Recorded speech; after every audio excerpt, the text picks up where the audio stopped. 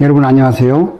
오늘은 집에서 가장 흔하게 볼 수 있지만 파괴력은 가장 큰 작은 물건 바로 가위에 대해 이야기해 보겠습니다. 많은 분들이 저에게 이런 말씀을 하십니다. 선생님, 자녀들은 효도하고 저도 아끼며 살아왔는데 왜 우리 집은 돈이 모이지 않을까요?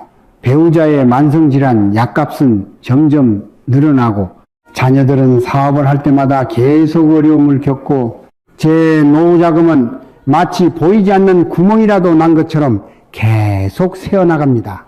혹시 여러분도 이런 느낌을 받고 계시다면 너무 조급해하지 마십시오.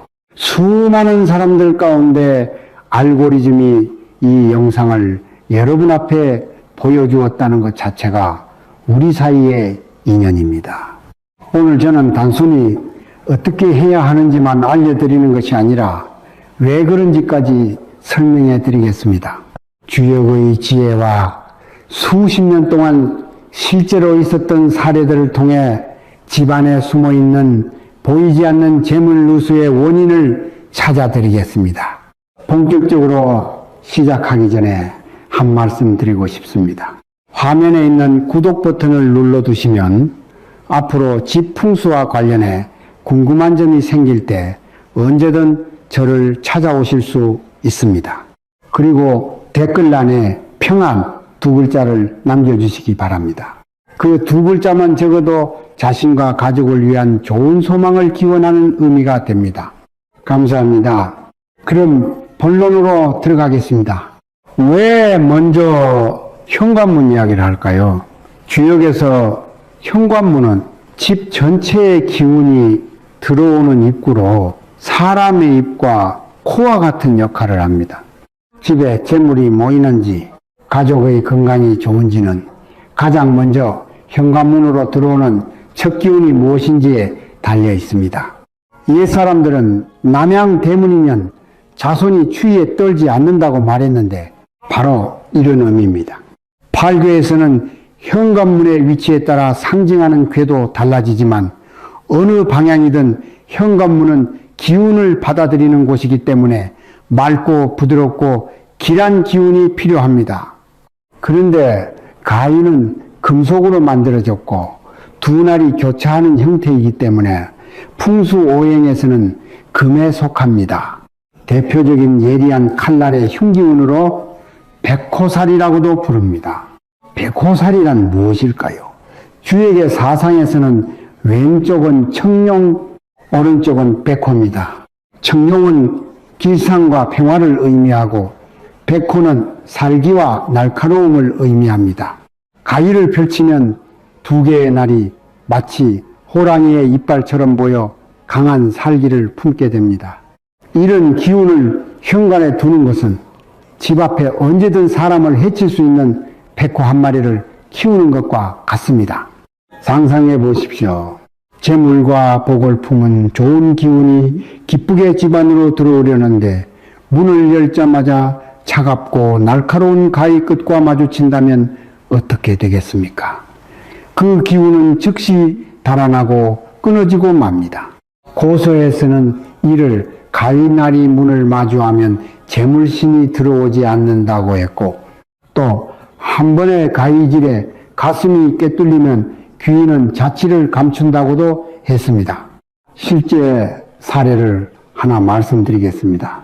지난해 타이베이에 사는 장 여사님이 딸을 통해 저에게 연락을 주셨습니다. 장 여사님은 매우 선량하고 불심도 깊으며 평소 봉사활동도 많이 하시는 분이었습니다. 그런데 영상통화를 하는 동안 눈물을 멈추지 못하셨습니다. 선생님, 정말 이해가 안 됩니다.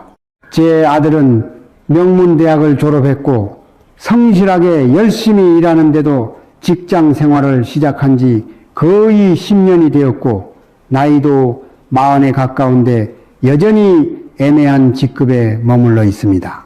승진 기회가 생길 때마다 외부에서 온 사람이 자리를 차지하거나 진행하던 프로젝트가 중간에 다른 사람에게 가로채입니다. 연애도 몇 번 했지만 결국 여자친구들이 모두 발전 가능성이 없다고 떠나갔습니다. 제가 너무 안타까운데 혹시 엄마인 제 운이 나빠서 아들을 막는 걸까요? 저는 장 여사님을 먼저 진정시키고 집 구조도와 영상을 보내달라고 했습니다. 살펴보니 문제를 바로 발견할 수 있었습니다. 그 집은 한 층에 두 세대가 사는 오래된 아파트였고 현관에 길고 좁은 입구 공간이 있었습니다. 공간을 아끼기 위해 벽에 여러 개의 고리를 달아 열쇠와 마스크, 작은 천주머니를 걸어두고 있었습니다. 저는 그 주머니 안에 무엇이 있는지 물었습니다.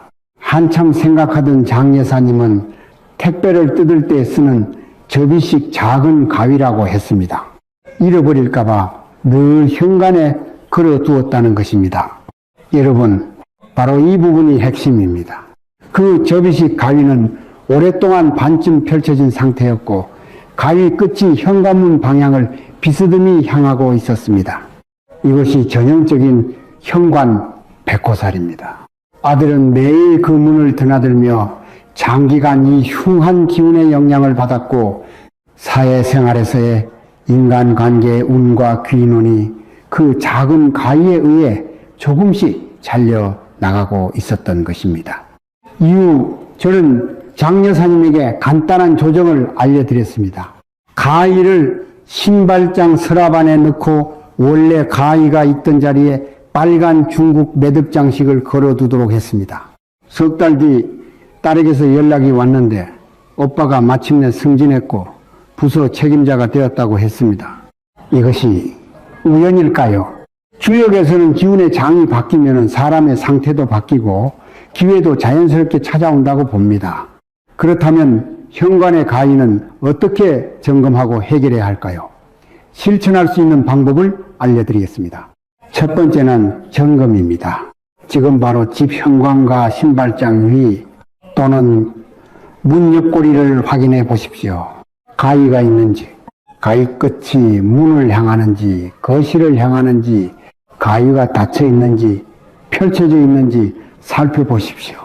또한 가위 외에도 칼, 커트칼, 택배, 개봉용 금속, 칼 같은 뾰족한 물건이 있는지도 확인해야 합니다. 이런 것들 모두 예리한 칼날의 흉기운에 속하므로 점검이 필요합니다. 두 번째는 해결입니다. 현관에 가위가 있다면 즉시 치워서 신발장 서랍이나 뚜껑이 있는 수납함 안에 넣으십시오. 이를 흉한 기운을 드러내지 않으면 기운의 장이 안정된다고 합니다. 만약 현관에 수납 공간이 없어 가위를 밖에 둘 수밖에 없다면 반드시 빨간 천이나 가죽 가위집으로 날 전체를 감싸 주십시오. 빨간색은 오행에서 화에 속하며 화는 금을 제어할 수 있어 가위의 흉한 기운을 약화시킵니다. 가죽은 토에 속하고 토는 금을 생하기 때문에 흉한 기운을 부드러운 기운으로 바꾸는 역할을 합니다. 세 번째는 강화입니다. 현관에 둥근 도자기 접시를 두고 그 안에 귤이나 사과를 몇 개 담아 두십시오. 둥근 형태는 금을 의미하고 도자기는 토를 의미합니다. 토는 금을 생하고 과일은 생명력과 결실을 상징합니다. 이렇게 하면 가위의 부정적인 기운을 줄일 뿐 아니라 현관의 재물운도 높일 수 있습니다. 가능하다면 현관에 호리병박 장식을 걸어두는 것도 좋습니다. 호리병박은 복과 녹을 상징하며 입구는 좁고 배는 넓어 나쁜 기운은 거두고 재물 기운은 모아줍니다. 네 번째는 지속적인 관리입니다. 현관은 항상 깨끗하고 밝게 유지해야 하며 잡동사니를 쌓아두거나 우산과 신발을 아무렇게나 두어서는 안 됩니다. 조명은 따뜻한 노란빛이 가장 좋고 차가운 흰빛은 피하는 것이 좋습니다. 따뜻한 빛은 오행에서 화에 속하여 현관의 양기를 북돋아 줍니다. 점검을 마치고 현관이 한결 깔끔해졌다고 느끼신 분들은 댓글에 귀인 입문 4글자를 남겨주십시오. 우리 모두 자녀와 자신을 위해 좋은 귀인운을 맞이해 봅시다. 현관 문제를 해결했다면 이제 집에서 가장 중요한 공간인 주방으로 가보겠습니다. 많은 분들이 주방은 여성의 전쟁터이니 조금 어질러져 있어도 괜찮고 편하면 된다고 생각합니다. 하지만 이는 잘못된 생각입니다. 주역에서는 먹는 것이 곧 하늘이라고 하며 주방은 집안의 천주방으로서 가족 전체의 식복과 건강, 특히 안주인의 운세를 상징합니다. 주방의 가스레인지는 오행에서 화에 속하며 가족의 열정과 활력을 의미합니다. 냉장고와 쌀독은 실제적인 재물 창고입니다. 그 안에는 곡식이 들어있고 이는 오행에서 토에 속합니다. 오행 관계에서 화는 토를 생하고 토는 금을 생하며 금은 곧 돈을 의미합니다. 따라서 주방 풍수는 노자금을 지킬 수 있는지, 배우자의 건강이 튼튼한지와 직접 연결됩니다. 주방은 이화에 속하는 공간이고 가위는 순수한 금의 기운입니다. 화와 금이 함께 있으면 어떤 결과가 생길까요? 주역에서는 화극금이라고 하며 이는 소모와 충돌의 관계를 의미합니다. 주방의 화기는 가위의 금기를 소모하고 가위는 다시 주방의 조화로운 기운을 깨뜨립니다. 더 심각한 것은 가위는 금이고 쌀떡은 토인데 금은 토의 기운을 빼앗습니다. 이를 재물창고의 기운이 새는 현상이라고 합니다. 돈이 마치 손가락 사이에 모래처럼 계속 빠져나가 좀처럼 모이지 않게 됩니다. 가장 심각한 경우는 가위가 펼쳐진 채 쌀독이나 냉장고 또는 가스레인지를 향하고 있는 경우입니다. 이것은 평생 힘들게 모은 곡식과 돈을 무정한 칼이 한 번 한 번 베어가는 것과 같습니다. 여러분의 노후 자금은 갑작스러운 질병이나 가족의 투자 실패, 심지어 사기 피해 같은 예상치 못한 일로 빠르게 사라질 수 있습니다. 이것이 바로 재물 창고가 피를 흘리는 상황입니다. 쿠알라룸푸르에 사는 왕 선생님이라는 분이 계셨습니다. 나이는 60이 넘었고 평생 작은 사업을 하며 살아오셨습니다. 은퇴할 무렵에는 상당한 규모의 저축도 가지고 계셨습니다. 그와 아내는 둘 다 매우 검소한 사람이었지만 은퇴 후 지난 5해 동안 돈은 마치 다리가 달린 것처럼 계속 빠져나갔습니다. 먼저 친구 말을 믿고 이른바 고수익 재배 투자 사업에 돈을 넣었다가 말레이시아 링깃 30만여 링깃을 손해봤습니다. 그 다음에는 늘 건강하던 아내가 당뇨병과 고혈압 진단을 받아 매달 약값으로 큰돈이 들어갔습니다. 왕 선생 본인도 운전하다가 접촉사고를 내서 적지 않은 배상금을 물어야 했습니다.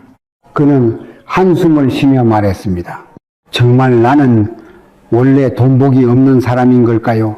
제가 그의 집에 가서 보니 주방이 오픈형으로 되어 있었고 인테리어도 아주 깔끔했습니다. 사용하기 편하게 벽에는 자석식 칼걸이가 길게 설치되어 있었는데 식칼과 과도 그리고 주방 가위 2 자루가 모두 칼끝이 아래를 향한 채 반짝이며 걸려 있었습니다. 그중 가장 큰 가위는 정확히 1m 정도 떨어진 양문형 대형 냉장고를 향하고 있었는데 바로 그 집의 큰 재물 창고에 해당하는 위치였습니다. 게다가 그 가위는 1년 내내 벌어진 상태로 놓여 있었습니다. 벌어진 가위는 다친 가위보다 흉한 기운이 3배 이상 강합니다.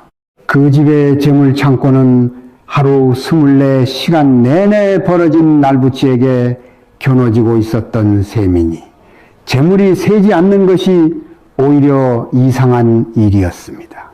저는 왕 선생의 집을 정리해 주면서 모든 칼과 가위를 뚜껑이 있는 서랍형 칼꽂이 안으로 넣었습니다.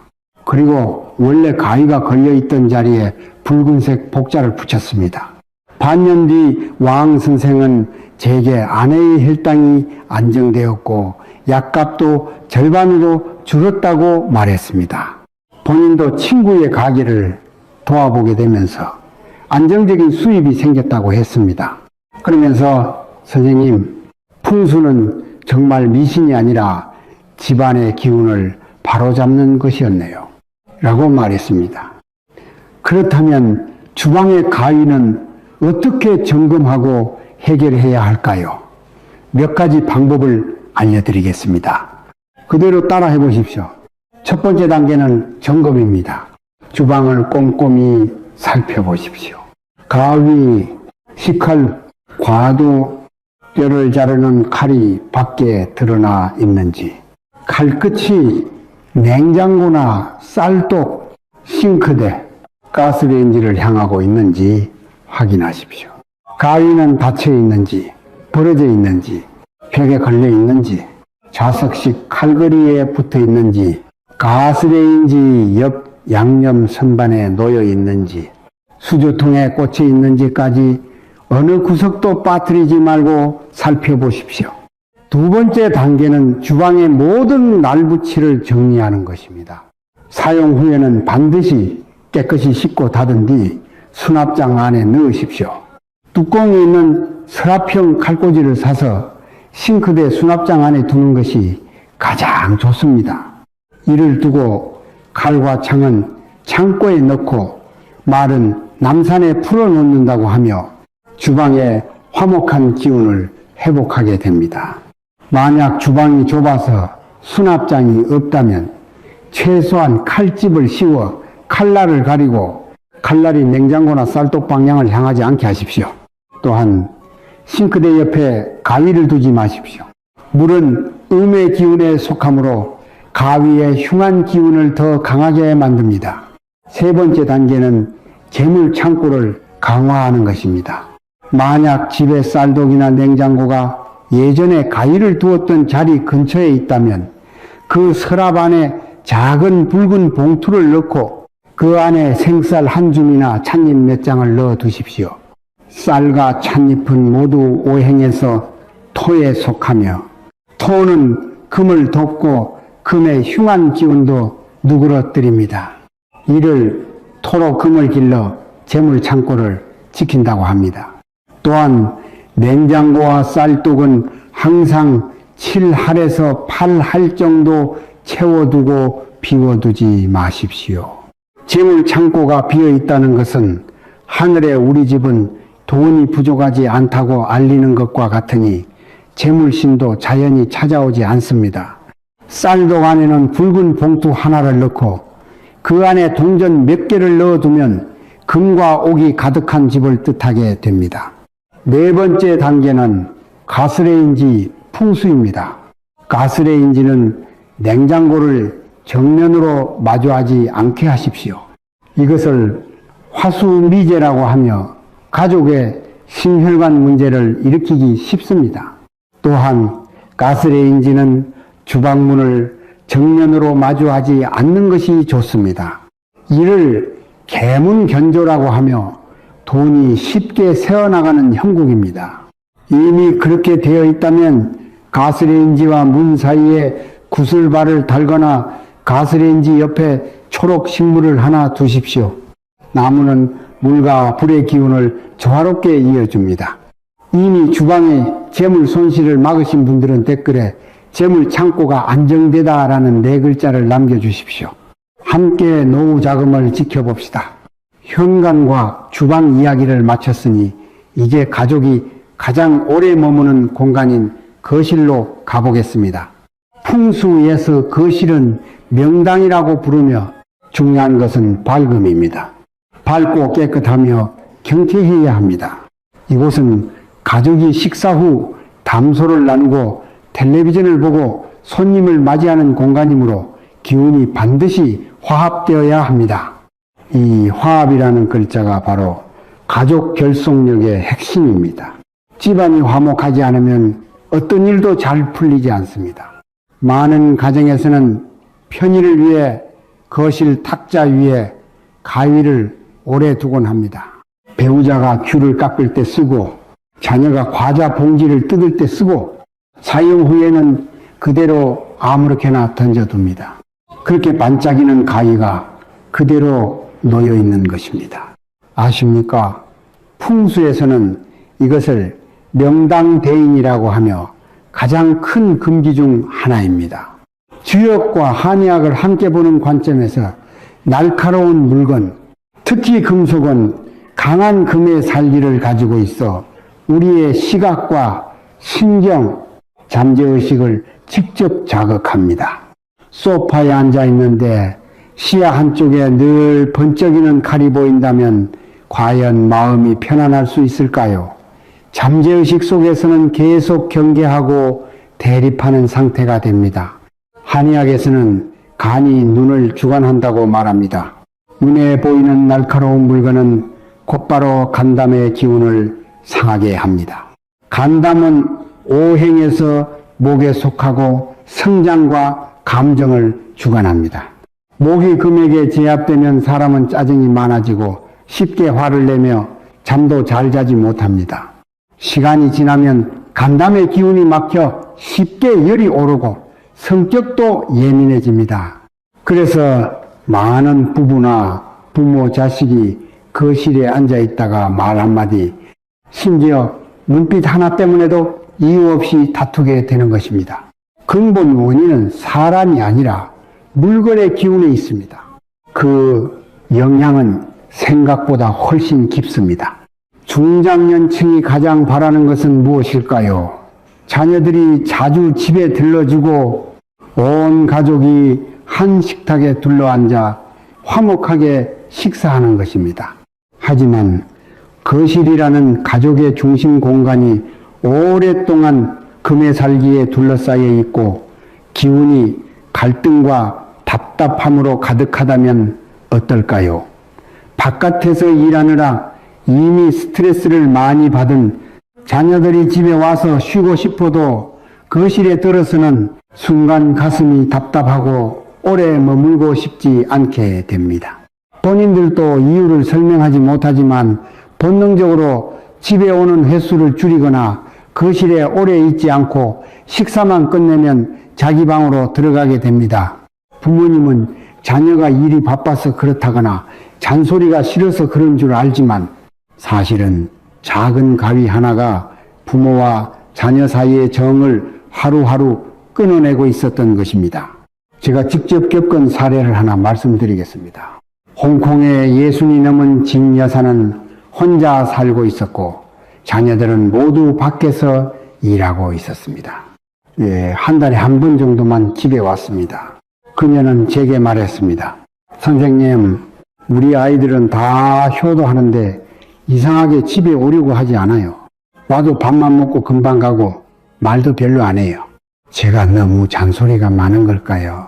제가 집에 가보니 거실은 아주 아늑하게 꾸며져 있었지만 탁자 위 과일 접시에 과일과 함께 스테인리스 과도가 꽂혀 있었고 칼끝은 위를 향하고 있었습니다. 탁자 서랍에는 찻잎 봉지를 자르는 가위도 있었는데 서랍이 반쯤 열려 있어 칼날이 드러나 있었습니다. 소파 팔걸이 위에는 금속 손톱깎이도 놓여 있어 반짝이고 있었습니다. 저는 진 여사에게 말했습니다. 과일 접시의 칼은 주방에 넣고 탁자 위 가위는 뚜껑 있는 수납함에 넣고 손톱깎이도 치우십시오. 그리고 탁자 위에는 잎이 둥근 초록 식물 하나를 두십시오. 예를 들면 파키라나 머니그라스 같은 것이 좋습니다. 또 둥근 도자기 과일 접시를 두고 그 안에 사과와 귤을 담아 두십시오. 그녀는 그대로 했습니다. 2달 뒤 그녀는 제게 전화를 걸어 무척 기쁜 목소리로 이제는 자녀들이 매주 주말마다 집에 와서 식사를 하고 가끔은 손주까지 데리고 온다고 말했습니다. 그러면서 선생님, 우연인지는 모르겠지만 집이 정말 훨씬 활기차졌고 손주도 우리 집에서 자고 가려고 해요 라고 했습니다. 여러분, 이것은 우연이 아닙니다. 거실의 기운이 부드러워졌고 사람들이 머물기 편해졌기 때문에 자연스럽게 다시 오고 싶어진 것입니다. 생각해 보십시오. 누가 자신을 불편하게 만드는 곳에 있고 싶어 하겠습니까? 그렇다면 거실의 가위는 어떻게 점검하고 해결해야 할까요? 다음 순서대로 해보십시오. 첫 번째 단계는 점검입니다. 지금 바로 거실 탁자, 텔레비전 장식장, 사이드 테이블, 소파 팔걸이, 심지어 카펫 아래까지 살펴보십시오. 가위, 과도, 커터칼, 손톱깎이, 심지어 이쑤시개 같은 뾰족한 물건이 밖에 드러나 있는지 확인하십시오. 서랍이 반쯤 열려 칼날이 보이는 곳은 없는지, 과일 접시에 과도가 꽂혀 있는지, 필통에 커터칼이 꽂혀 있는지 확인하십시오. 뾰족하거나 날이 있는 물건은 모두 점검해야 합니다. 두 번째 단계는 정리입니다. 가족들과 약속하십시오. 가위나 작은 칼은 사용할 때만 꺼내고 사용 후에는 반드시 서랍이나 뚜껑 있는 수납함에 넣어두어야 합니다. 예쁜 수납함 하나를 사세요.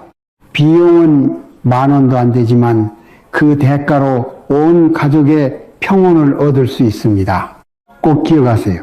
수납함은 반드시 뚜껑이 있어야 합니다. 뚜껑을 닫아야 살기가 밖으로 드러나지 않습니다. 집에 아이가 있다면 더욱 잘 정리해 두어야 합니다. 안전에도 좋고 풍수에도 좋습니다. 세 번째는 화목한 배치입니다. 거실 테이블 위에 둥근 과일 바구니를 놓으세요. 둥근 형태는 오행에서 금에 속하며 날카로운 물건이 만들어내는 금살을 완화해 줍니다. 과일 바구니에는 늘 사과를 두면 평안을 뜻하고 귤은 길함을 뜻하며 포도는 자손 번창과 복을 뜻합니다.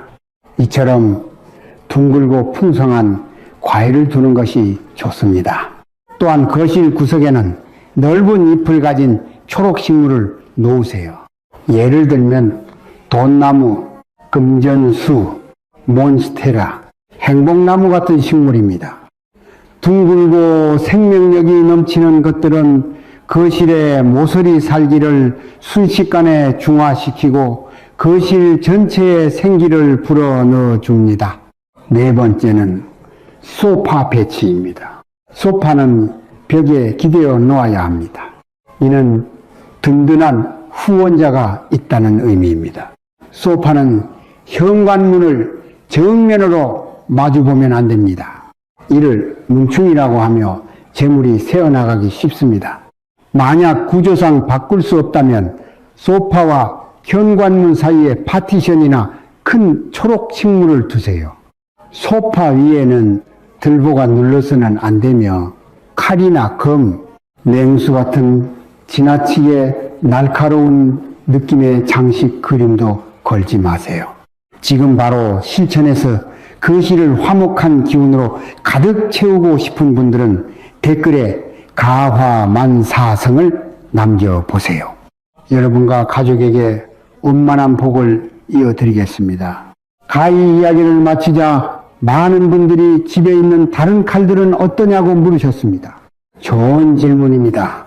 오늘은 집에서 가장 흔히 볼 수 있는 4가지 칼날 살기에 대해 말씀드리겠습니다. 듣고 나면 바로 활용할 수 있습니다. 첫 번째는 식칼을 도마 위에 뒤집어 놓는 습관입니다. 이는 혈왕지제를 부를 수 있습니다. 가장 위험하면서도 많은 가정이 가지고 있는 습관입니다. 식칼을 쓰고 나서 무심코 도마 위에 탁 놓는데 칼날이 위를 향하고 있습니다. 풍수에서는 이것을 무엇이라고 부를까요? 바로 칼끝이 하늘을 향해 혈광의 그림자가 드러난다고 합니다. 칼날이 위를 향하면 번쩍이는 피의 칼이 가스레인지와 요리하는 사람을 향하는 것과 같습니다. 가스레인지는 집안의 화해의 자리이며 안주인의 건강과 가정의 화목을 상징합니다. 칼날이 화의 자리를 향하면 화와 금이 충돌하게 됩니다.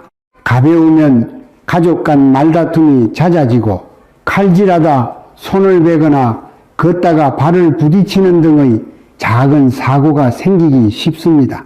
심하면 수술이나 교통사고 같은 혈광지제로 이어질 수 있습니다. 예전에 싱가포르에 한 지인이 있었는데 집안에서 3년 연속 매년 누군가 수술로 입원했습니다. 첫 해에는 배우자가 담낭 수술을 했고 둘째 해에는 아들이 맹장 수술을 했으며 셋째 해에는 본인이 무릎 수술을 했습니다. 그분이 저를 찾아왔고 저는 그 집 부엌을 보았습니다.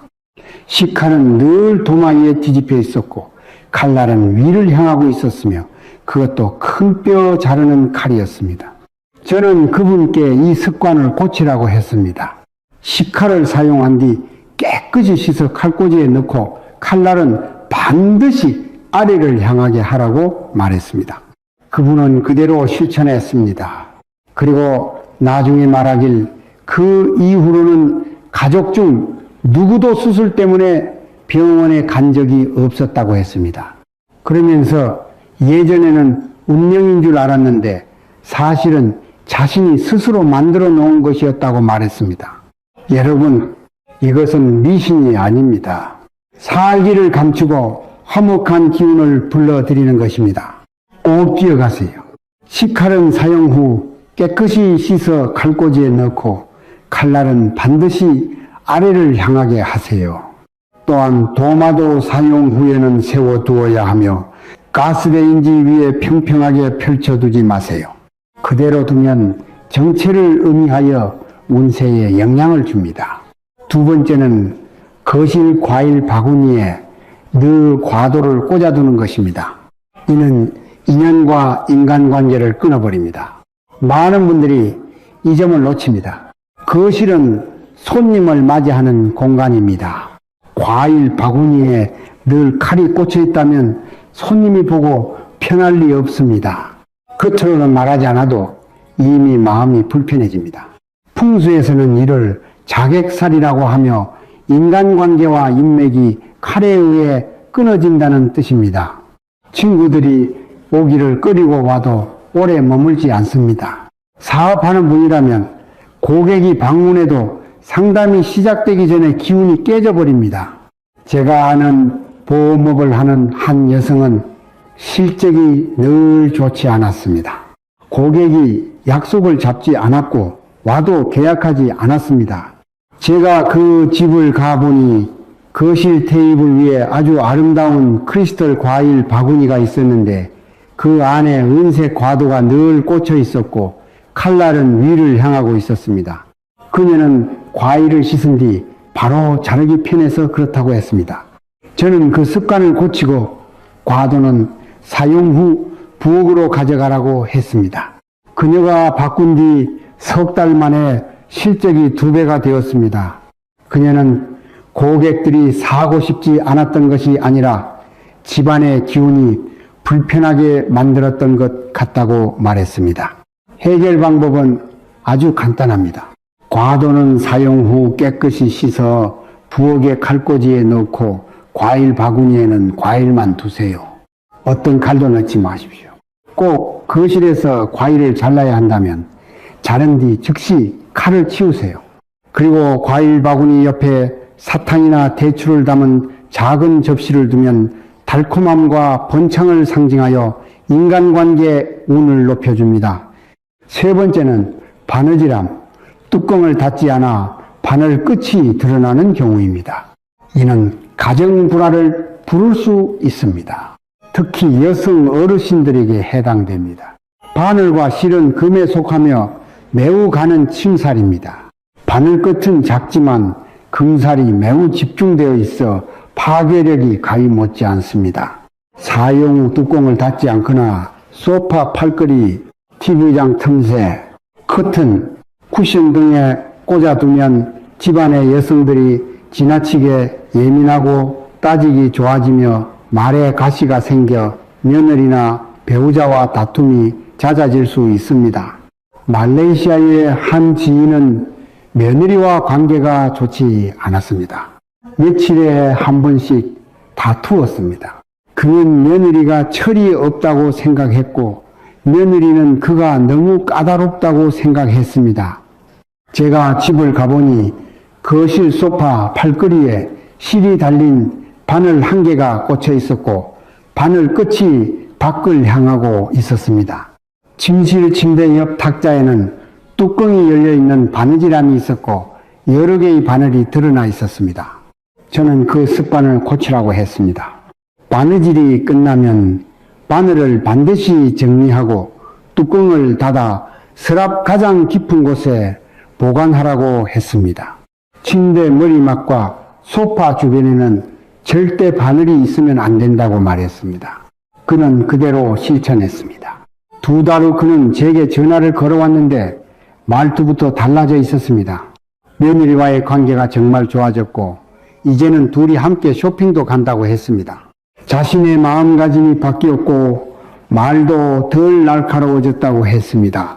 해결 방법은 아주 간단합니다. 자석이 달린 바느질 파우치나 뚜껑이 있는 바느질함을 사서 사용 후 반드시 닫고 서랍 가장 깊은 곳에 보관하세요. 절대로 바늘을 옷이나 커튼에 꽂아두지 마십시오. 이는 풍수에서 큰 금기입니다. 4번째는 베란다의 선인장입니다. 이는 재물신을 쫓아낼 수 있습니다. 많은 분들이 집에 좋지 않은 기운이 있으면 선인장을 키워 앵마기를 할 수 있다고 생각하지만 이는 잘못된 생각입니다. 선인장은 온몸에 가시가 있어 풍수에서는 형살 또는 자살이라고 부릅니다. 베란다에서 바깥을 향하게 두면 도로가 정면으로 들어오는 충이나 맞은편 건물의 살기를 어느 정도 막을 수는 있습니다. 그러나 대부분의 가정은 화분에 심어 베란다 구석이나 창가에 두고 있으며 그 가시는 자기 집 거실이나 침실을 향하고 있습니다. 이것은 앵마기가 아니라 오히려 화를 집 안으로 들이는 것입니다. 재물신과 복신이 이런 모습을 보면은 모두 놀라 달아납니다. 누가 들어오고 싶겠습니까? 예전에 한 지인의 집 풍수를 보러 갔을 때 그 집 베란다에는 선인장과 공모양 선인장이 7개에서 8개 정도 있었고 촘촘한 가시들이 거실의 통유리를 향하고 있었습니다. 그는 사업을 시작한 뒤 3년 동안 계속 적자를 봤다고 했습니다. 저는 우선 그 선인장들을 치우라고 했습니다. 그것들은 보호해 주는 것이 아니라 재물신을 내쫓고 있다고 말했습니다. 그는 반신반의하며 치웠습니다. 석 달 후 그는 사업이 살아나기 시작했고 일도 나기 시작했다고 말했습니다. 그러면서 재물신도 찔리는 것을 무서워하느냐고 농담했습니다. 저는 재물신이 무서워하는 것이 아니라 집안의 기운이 너무 거칠었던 것이라고 말했습니다. 화목해야 재물이 생깁니다. 베란다가 온통 가시라면 어디서 화목한 기운이 생기겠습니까? 그렇다면 베란다에는 무엇을 심어야 할까요? 넓은 잎을 가진 식물입니다. 잎이 둥글고 넓고 두툼한 돈나무, 금전수, 몬스테라, 행복나무, 고무나무 같은 식물이 좋습니다. 둥근 잎은 원만함과 포용을 상징하여 재물과 복을 불러들입니다. 만약 베란다가 전봇대나 벽 모서리, 직선으로 뻗은 도로, 고가도로 같은 좋지 않은 방향을 향하고 있다면 용골 선인장이나 알로에 기린각 같은 식물을 둘 수 있습니다.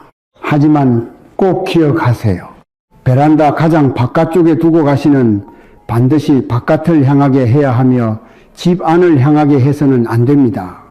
또한 베란다 안쪽에 팔개깽이나 볼록고울을 걸어두면 외부에서 들어오는 살기를 반사할 수 있습니다. 지금까지 말씀드린 내용을 보고 나서 겁이 나서 집안의 문제가 너무 많은 것 같다고 느끼시는 분들도 계실 겁니다. 하지만 걱정하지 마십시오. 제가 가장 중요한 원칙 하나를 알려드리겠습니다. 풍수는 집안의 물건을 전부 버리라는 것이 아니라 그것들을 어떻게 활용해야 하는지를 알려주는 것입니다. 가위나 식칼, 과도 같은 것들은 생활에 꼭 필요한 물건이라 사용하지 않을 수 없습니다. 중요한 것은 사용한 뒤 잘 정리해 두는 것입니다. 정리만 잘해두면 살기가 밖으로 드러나지 않습니다. 마치 진짜 칼이 있어도 칼집에 넣어 서랍 안에 보관하면 안전한 것과 같습니다. 반대로 칼을 꺼내 탁자 위에 올려두고 나를 위로 향하게 하면 위험해집니다. 풍수도 같은 이치입니다. 그리고 살기를 권위와 힘으로 바꾸는 방법도 하나 알려드리겠습니다. 살기를 권위로 바꾼다는 것은 좋지 않은 것을 유용한 것으로 전환하는 것을 의미합니다. 예를 들어 집안의 어떤 위치에 금의 기운이 필요하지만 가위처럼 살기를 가진 물건을 두고 싶지 않다면 구리 장식품을 놓으면 됩니다. 구리, 호리병박이나 동전, 구리솥, 구리, 수탉, 장식, 구리 장식품 등은 모두 금의 기운에 속하면서도 살기가 없고 재물을 불러들이고 살기를 막아주는 역할도 합니다. 특히 구리, 호리, 병박은 입구는 작고 배는 커서 병기와 살기를 흡수해 주기 때문에 가정풍수의 보물이라 할 수 있습니다.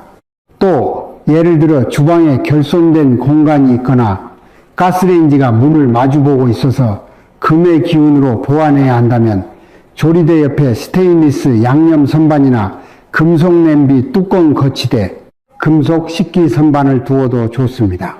모두 금속이지만 날카로운 칼날이 없기 때문에 칼날 살기를 만들지 않습니다. 또한 주방 창가에 구리방울을 걸어두면 바람이 불 때 맑고 청아한 금속 소리가 나서 주방에 지나치게 강한 화기를 완화해 줍니다.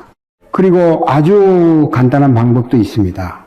모든 칼의 등 부분에 작은 빨간 스티커를 붙이거나 빨간 끈을 묶는 것입니다.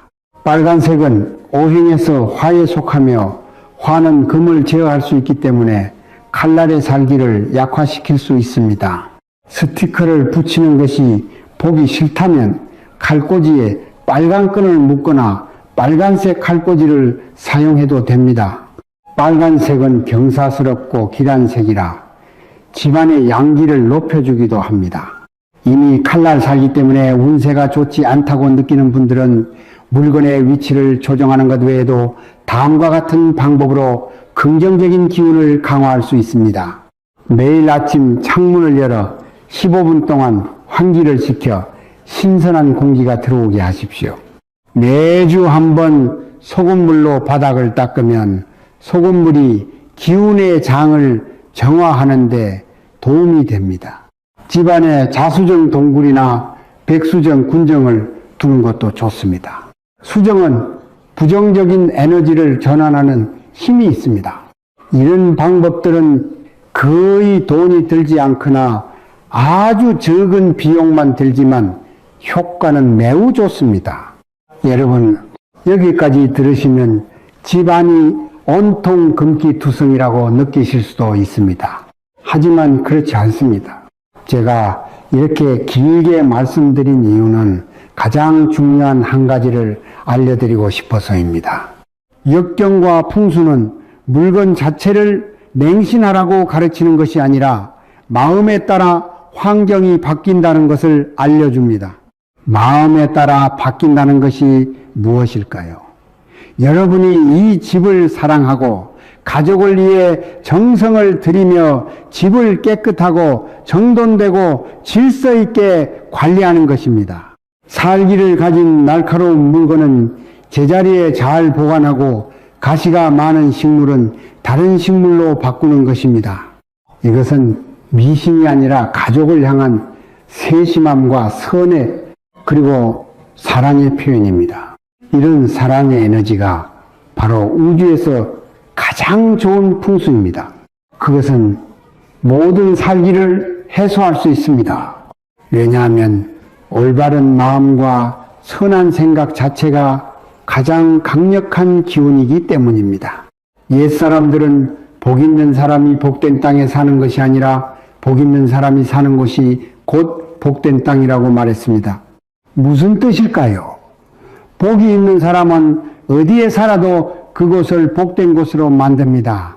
그의 마음이 바르고 행동이 선하며 기운이 좋기 때문에 주변 환경도 자연스럽게 그의 긍정적인 에너지의 영향을 받게 되는 것입니다. 그래서 풍수 조정의 최종 목적은 집을 바꾸는 것이 아니라 그 집에 사는 사람을 바꾸는 데 있습니다. 여러분이 변하면은 집이 변하고 집이 변하면 운명도 변합니다. 마지막으로 작은 이야기 하나를 들려드리겠습니다. 당나라 시대에 이순풍이라는 유명한 풍수 대가가 있었습니다. 어느 날 한 사람의 집 풍수를 봐주게 되었는데 그 사람은 매우 가난해서 좋은 풍수 조언을 받을 형편도 되지 않았습니다. 그런데 이순풍은 집을 둘러본 뒤 이렇게 말했습니다. 당신 집의 풍수는 아주 좋습니다. 아무것도 바꿀 필요가 없습니다. 그 사람은 매우 놀랐습니다. 그러자 이순풍은 말했습니다. 당신은 매일 아침 일찍 일어나 마당을 쓸고 어머니께 효도하며 이웃에게 친절하게 대합니다. 당신의 선행이 바로 최고의 풍수입니다. 이후 그 사람은 실제로 점점 더 부유하고 복된 삶을 살게 되었습니다. 그러니 여러분, 풍수를 너무 신비롭고 어려운 것으로 생각하지 마십시오. 풍수는 여러분의 말과 행동 속에 있습니다. 여기까지 들으셨다면 분명 현명한 여러분은 무엇을 해야 할지 이미 알고 계실 것입니다. 하지만 한 말씀만 더 드리겠습니다. 여러분 주변에도 친한 친구나 친척, 오래된 이웃들이 있을 텐데 그들 역시 가위나 식칼을 아무데나 두는 습관이 있을 것입니다. 여러분 자신을 아끼는 만큼 그분들도 아끼고 싶지 않으신가요? 그분들이 보이지 않는 손실을 피하도록 도와주고 싶지 않으신가요? 오늘 제가 드린 이야기가 조금이라도 도움이 되었다고 생각하신다면 평생 가족을 위해 애쓰고 자녀들의 복을 쌓아온 그 소중한 손으로 이 영상을 꼭 공유해 주십시오.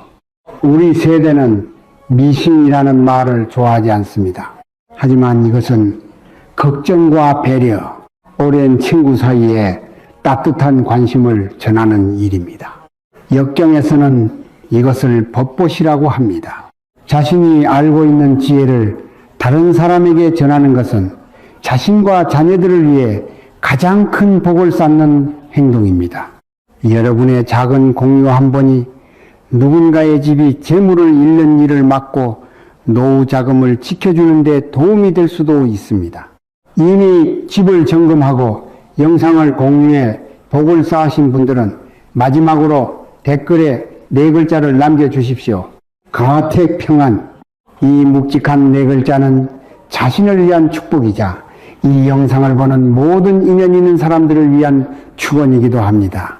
끝까지 들어주신 모든 분들께 감사드립니다. 따뜻한 마음으로 좋아요와 구독을 눌러주셔서 감사합니다. 오늘부터 여러분과 가족의 재물 창고가 든든해지고 가문이 번창하며 복이 가득하시기를 바랍니다. 다음 시간에도 역경의 지혜로 다시 찾아뵙겠습니다. 감사합니다. 평안하시길 바랍니다.